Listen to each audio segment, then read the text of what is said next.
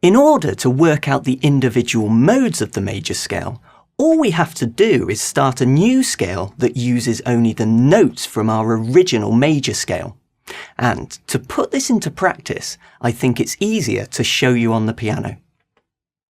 Staying with C major, the first mode, as we now know, is called C Ionian, and obviously named because we're starting it on a C. And remember, I'm going to show you how we construct the modes of the C major scale.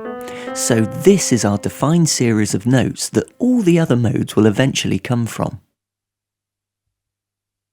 Now, to play what's called the second mode of the C major scale, all we have to do is start on the second note of C major, which is a D, and play through an octave, but only using the notes from a C major scale like this.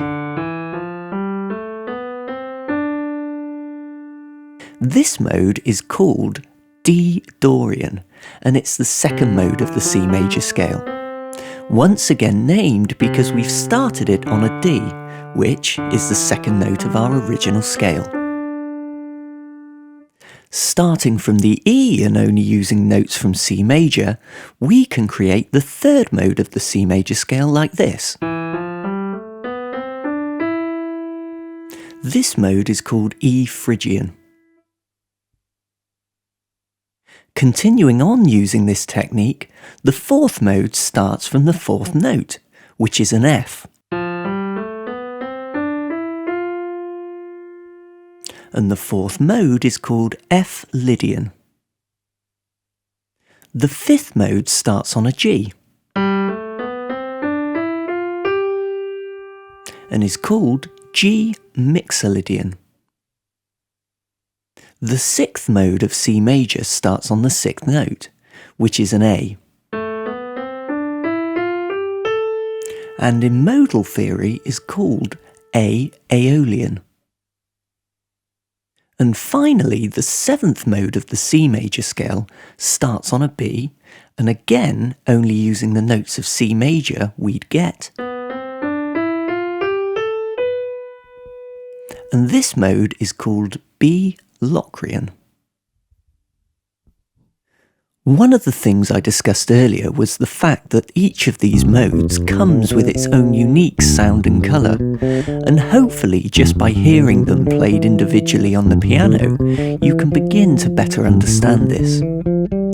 By practicing the different modes, we as musicians can unlock the sound and character of individual modes and use them to directly express our own feelings in the grooves that we choose to construct.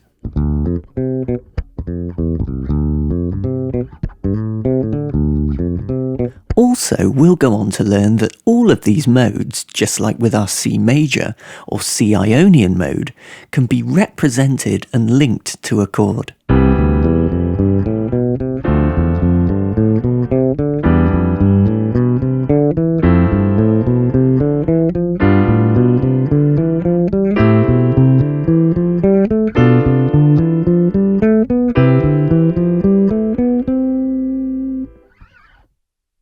Now, I appreciate that at the moment you're probably feeling a little lost, but it's the purpose of this session to get you fully aware of where modes come from.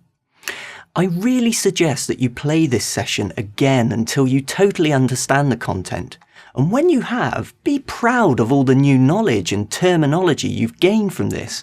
I mean, who would have ever thought you'd be speaking Greek in a bass lesson? In the next session, we'll be looking at the second mode of the major scale, developing some exercises from it, and more importantly, making music. I'll see you there.